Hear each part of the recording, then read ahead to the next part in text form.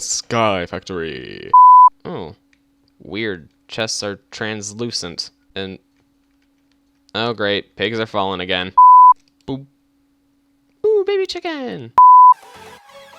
Hello everyone, Guysmith here, and today we are back in Skyfactory. Now, first of all, I changed my hat. I now have the gaming headset, like I do IRL. I also am using the ears from the Tails mod, and actually my tail's gone. Did I intentionally get rid of my tail? I think I did.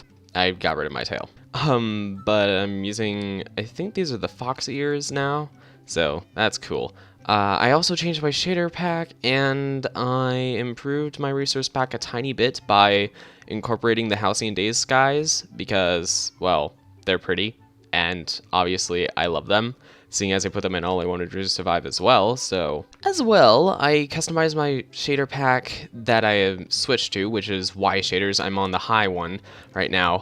So I now have the Mine Factory Reloaded leaves swaying, as well as leaves from Natura, like the Darkwood leaves, and just about everything else is swaying, so I am pretty happy in terms of what I've actually achieved, especially because this looks very, very pretty when you zoom up. You can see it sort of swaying about. Even at this distance, it looks cool. It's kind of mesmerizing.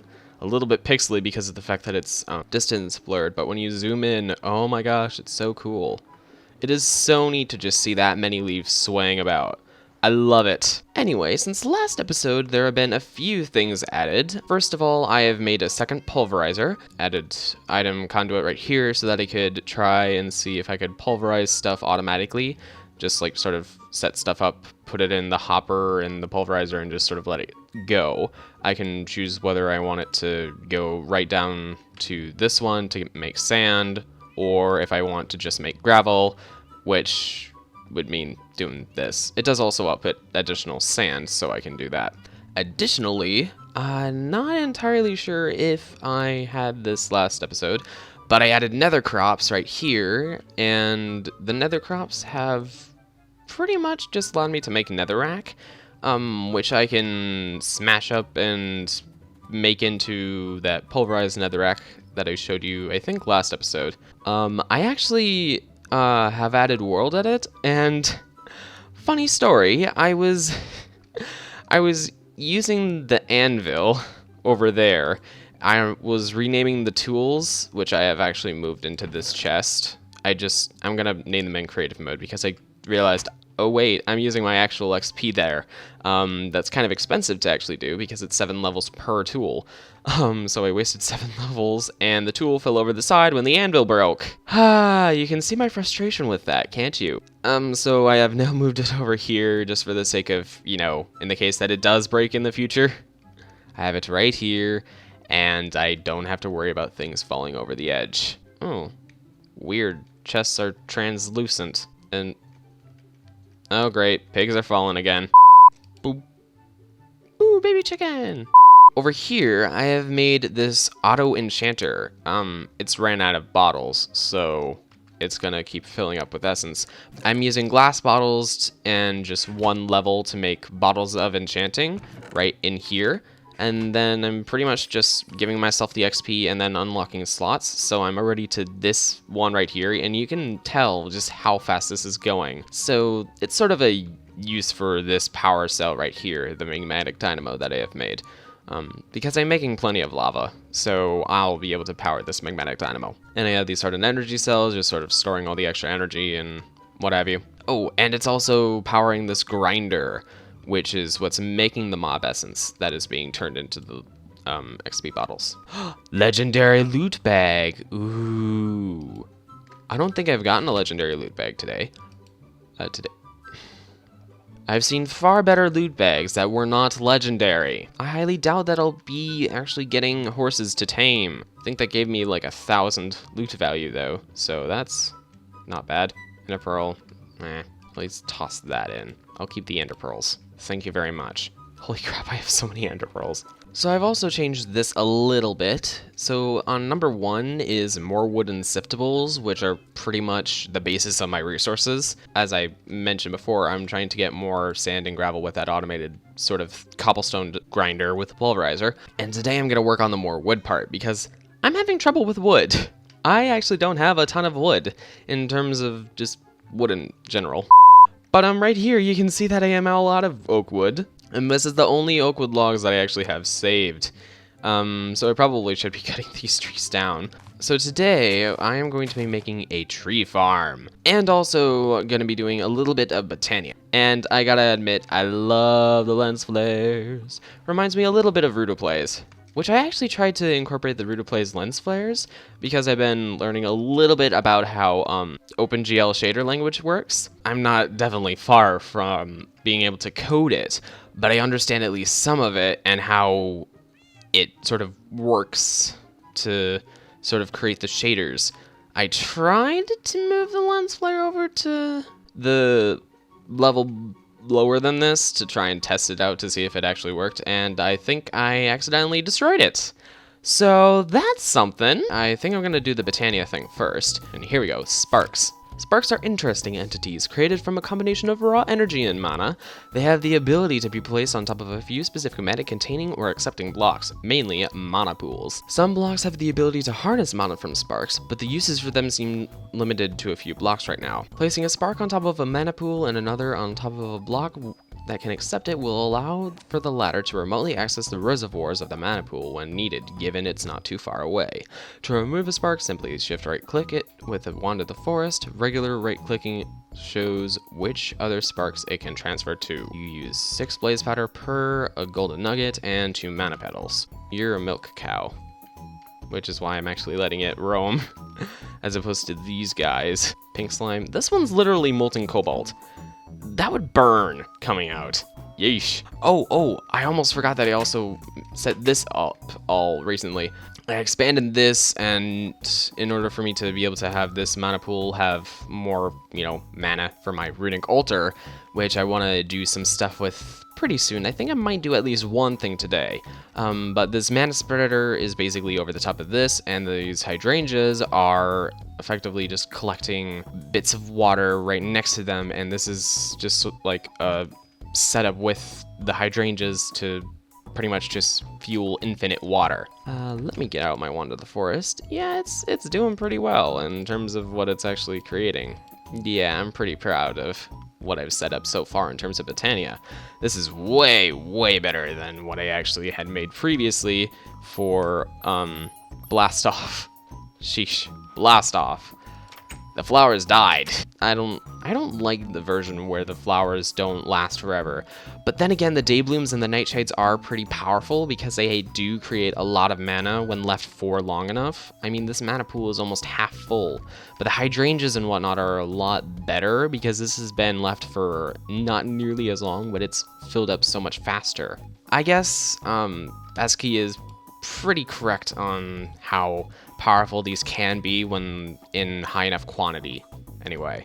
So I guess that's sort of why the basic flowers like these decay. I'm so used to having an ME system at this point. Purple mana petal. Do I... Let me just get some gold nuggets then. I have no idea why I don't have any gold nuggets. But 2 sparks. Ooh. Make a spark to help transfer mana around. Cool. So let me just spark and spark. Shift click. I need to shift click on how to do spark. Oh, I need to use a mana spreader actually. Oh, so I guess I need to make a second mana spreader. Not sure what to do about the sparks. I mean, I guess I could technically connect the mana pools, but I don't know if that works. Maybe if there's a draw from one, it'll mean that it'll try to balance them. That makes sense in my mind. If I were setting this up, I would definitely try and code it that way. Oh, whoa, you can... Oh, that's pretty. You know, I love this mod because of the fact that it's so, you can see all the amazing particle effects, like just rainbow trails. It's so colorful and amazing. I love it. Ooh, I guess I'll make one of the runes. I think this is gonna be the least annoying, so I'll make one of these. So 1 stone, 1 block of coal, a mushroom, and 3 mana steel. There, I have now made mana steel. Cool.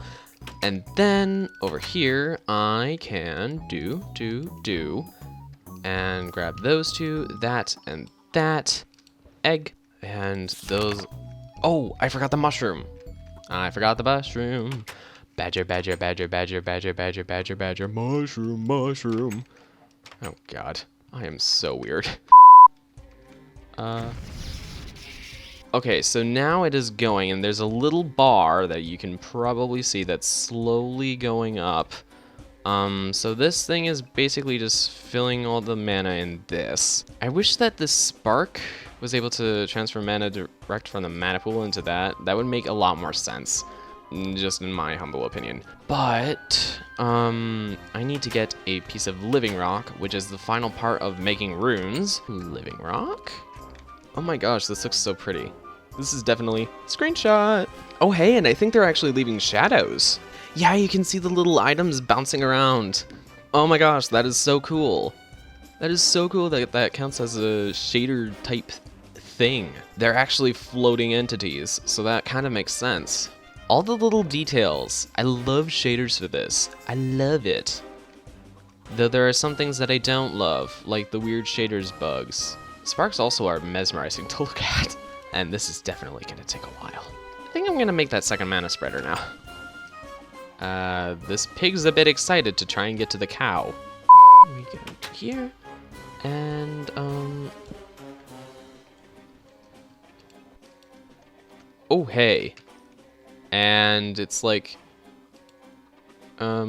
sparking. Oop. It's supposed to be thrown.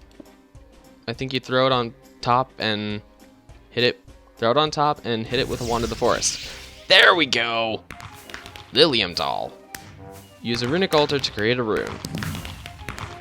Cool. Rune of Earth. Awesome. That used a lot of mana. Well, I guess that's enough Botania for today. I have filled my magic quota. So, the other thing that I wanted to do today is make a tree farm, I mentioned. So, I need to make a harvester. And I might add, I've already made all the materials for these. I made sure ahead of time that I had all the materials for these. And a planter. That's... Oh, I didn't make the plant pots. Efficiency. So I think I have everything that I need, yeah. Pretty much just let it grow once I have figured out a place for this to go. I should probably build a wood platform first. That'd be a good place to start. I think I want to put it on this power system. So, over along here, I guess, is a good place for it. Still see the pig falling. Is that a cow now? I think it's a cow now. Ay. 3 hours later. Planter will take saplings, and I can just sort of like go around with all the dirt. There. They are getting all the power. I don't know if they do a 5x5 area right away. I think I need the upgrade lapis, so I can make that for both of these.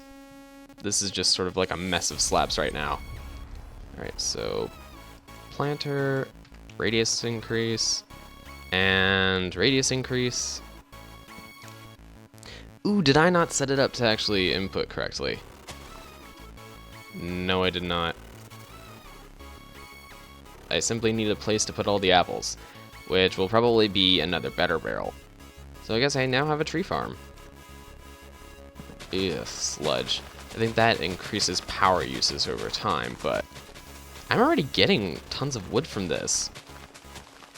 It is using a lot of power though, so I'll need to make a second magnetic dynamo for this system. But I think that otherwise this is pretty good. I have a good setup. It's not bad. It doesn't need to be that big. I like what I've set up. So thank you so much for watching this admittedly productive episode of Skyfactory. This is, I don't know whether or not these episodes are actually that productive in the end. The actual episodes seem to be a lot more like this production has happened, and then I'm going to focus on this pretty big milestone. I kind of like that sort of setup. Prevents things from being too boring. So thanks so much for watching. I hope you enjoyed. Please do leave a like if you did. Subscribe if you want to see more episodes of this series. And check out my channel for all the other stuff that I do. Minecraft. And I'll probably be doing some more non-Minecraft stuff in the near future. because I have to do that Oxenfree final review type video, and then I want to do a little bit of Soma, check out the Long Dark again maybe. So expect some fun stuff in the future. So thank you so much for watching one last time, and this is Guy Smith signing off. Until next time, take care. I'll see you guys. Bye bye!